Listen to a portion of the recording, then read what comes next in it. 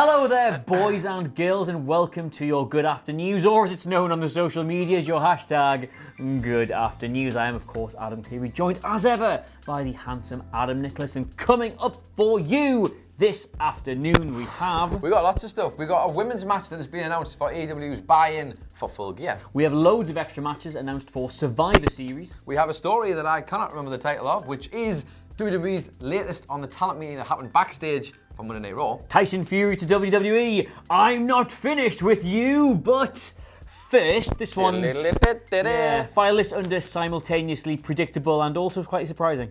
Yeah, bit of both there.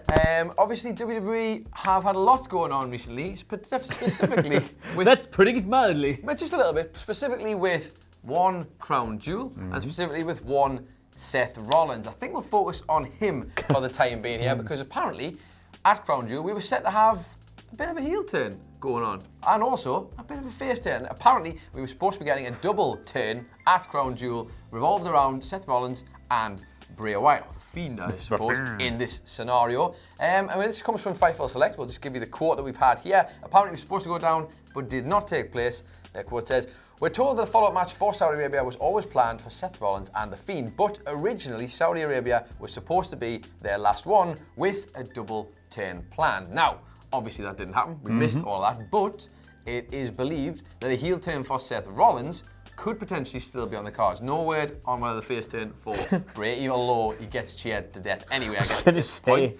So they think that Seth Rollins is a face, and they think that Bray Wyatt. Remember after the Hell in a Cell match, everyone was like, "So that was a double turn." A double turn. No, it wasn't. That's I was Seth Rollins. That's twice that's happened now, because we had Hell in a Cell, and then it happened again on the Firefly Funhouse when Seth Rollins burned it down, and you had this obvious looking double turn, which even Brian Alvarez of the Wrestling Observer commented on, and apparently again that wasn't it. So the flair around with this, I don't know what. Listen, at this point, I think it was Bully Ray on Twitter was saying that what Seth really needs, Adam Clery, is shut up. He needs a big bad heel that isn't Brock to like beat him up and leave him in a puddle of his blood and then have a fight with him.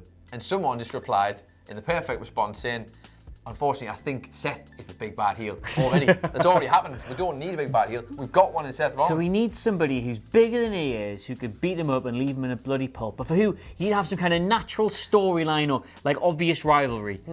Is Meltzer cleared to work, is he? I'd pay for that. I'd watch that. Story in itself. We could even have that at Survivor Series if you wanted to. You could. But I'll tell you what else has been added to Survivor Series. God, pow, pow, pow, pow, pow! Been offered for like a week, still got it. Yep. As it stands right now, nobody quite knows what the exact dynamics of Survivor Series is going to be. Is it going to be Raw versus SmackDown versus NXT versus Raw versus is it going to be like a triangle, or is it going to be main roster versus NXT, or are we going to get loads of random matches interspersed between them? For example, Brock Lesnar versus Rey Mysterio. Now, as it stands, we currently have the Women's Tag Team Championship.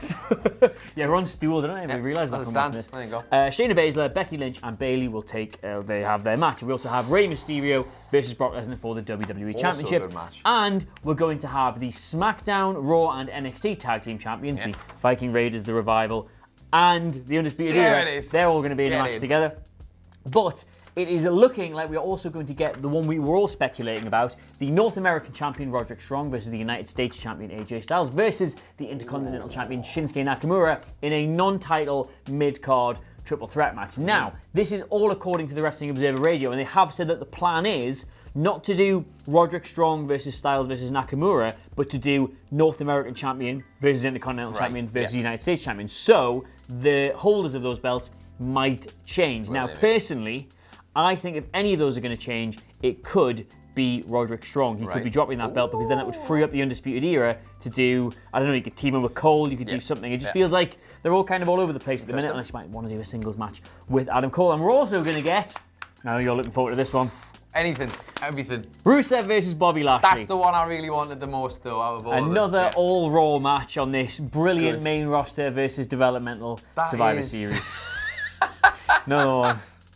I didn't mind Brock versus Ray. That is quite some. Brock Ray, I'm actually banging to Brock Ray. I think they've worked that well, and the storyline's great. Rusev and Bobby, I guess, you know what it is, if it gets it done.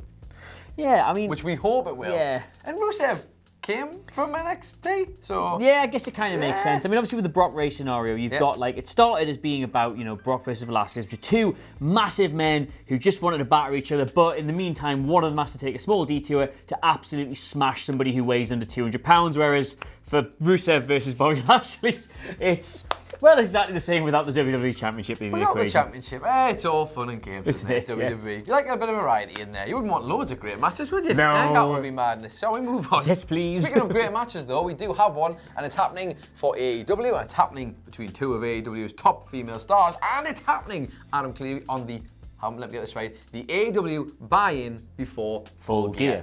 Their pre-show that we obviously see all the time. It was announced last night on AEW Dark, and Britt Baker will be taking on Bea Priestley in a match that honestly will probably be a really good chance for the pair of them to put a stamp, because we know Britt Baker's got it in her locker. She just hasn't quite got there yet. Bea Priestley hasn't really had a chance to fully showcase what she's capable of.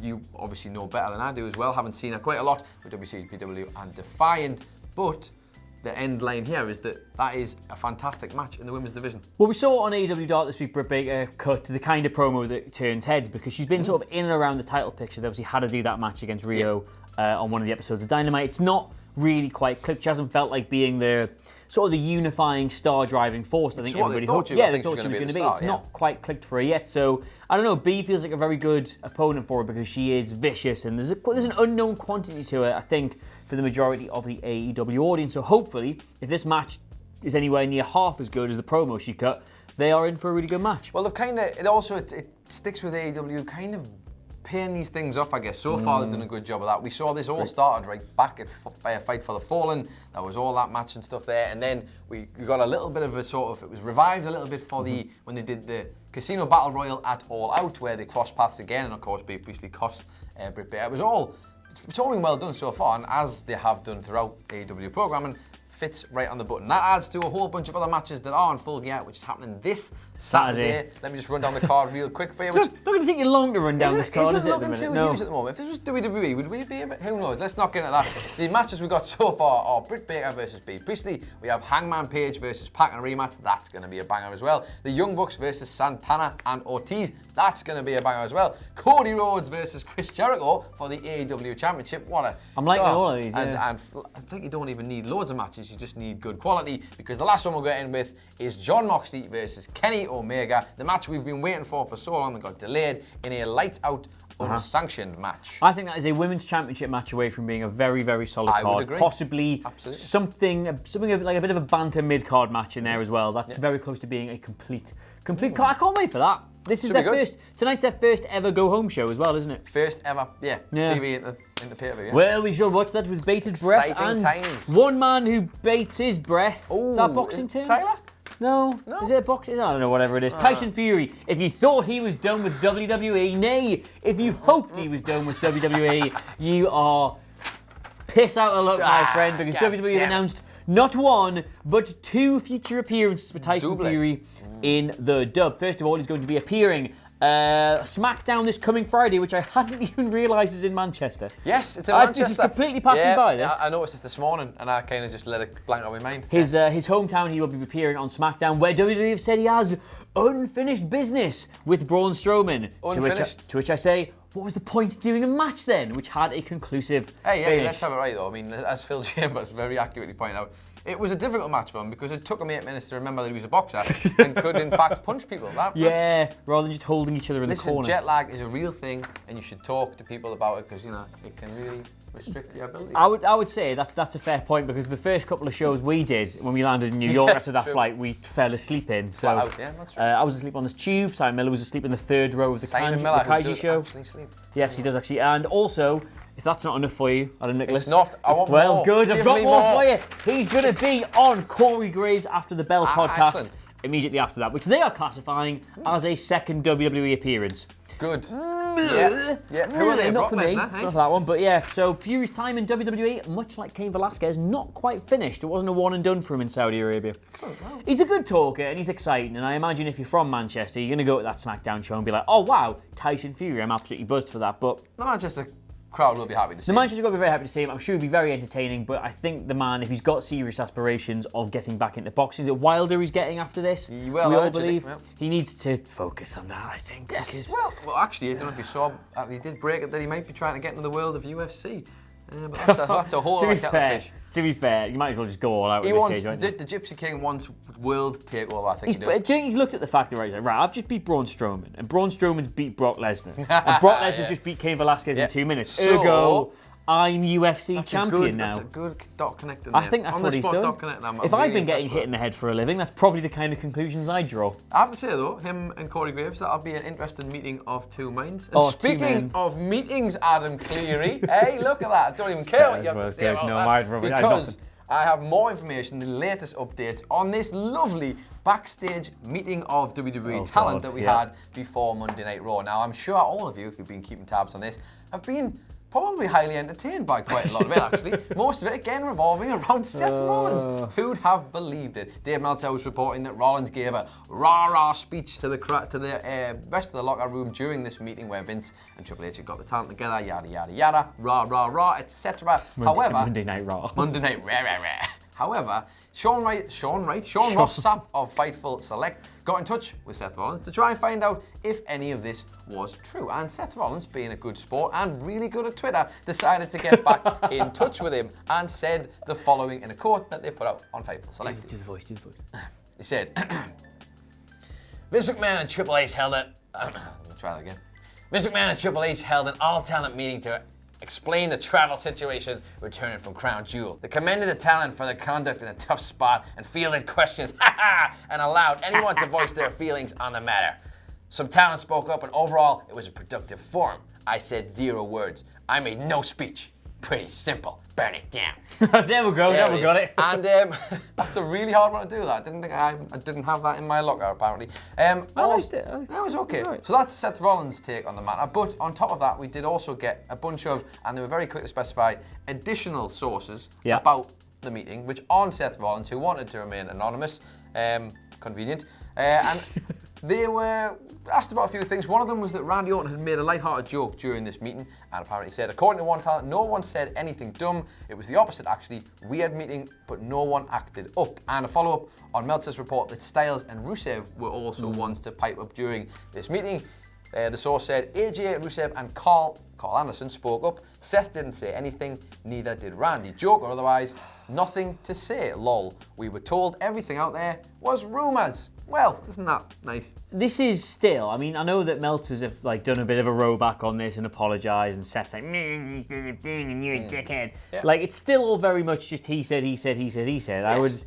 It's perfectly within the realms of possibility that Seth Rollins did do all of that, but just more privately, and the people who he said it to have been oh, it didn't really happen. I think it's more, the bigger question here if you're Seth Rollins is, who out of your pals is making this up? If they're making it up, someone's ratting you out, pal, and just making it sound worse for you, even though you'd think that they don't need to do that because he's doing a fine job all by himself. Yeah, I have to admit, if I was involved in a meeting like this and Seth Rollins tried to take a few of us to one side and go, hey guys, don't worry, I'm Seth Rollins, I'm going to, you just yours is better than me. You need to toe the line on social media. I'd straight away be on the phone to Meltzer being like, you're not going to believe what this dork's come out with this time. I'd just record the voice note, I think, and then send that to Meltzer and just have him play. Anonymous source gave me this.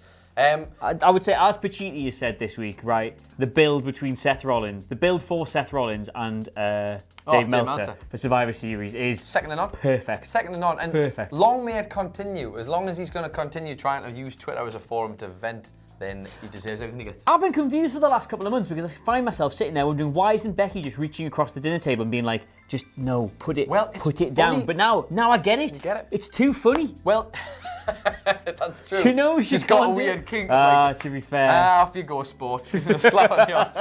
I don't know if you saw, but tying nicely that on WWE Backstage, Paige literally said these exact words. He needs to stop being bad at social media and either take a leaf out of Becky's book and get good at it, or just jack it in completely. What did you say as well? Stop trying to make a burn it down happen. It's like Fetch in Mean Girls. It's not going to happen. Burn it down. Imagine that, your fellow pro on a wrestling talking show be like, your catchphrase, your gimmick is bad. Stop doing it. That was one of them. Booker T shot on his promos as well. and then worse than all of that, when they were asked if something about if there was any way that he could find a way back to regaining his cool.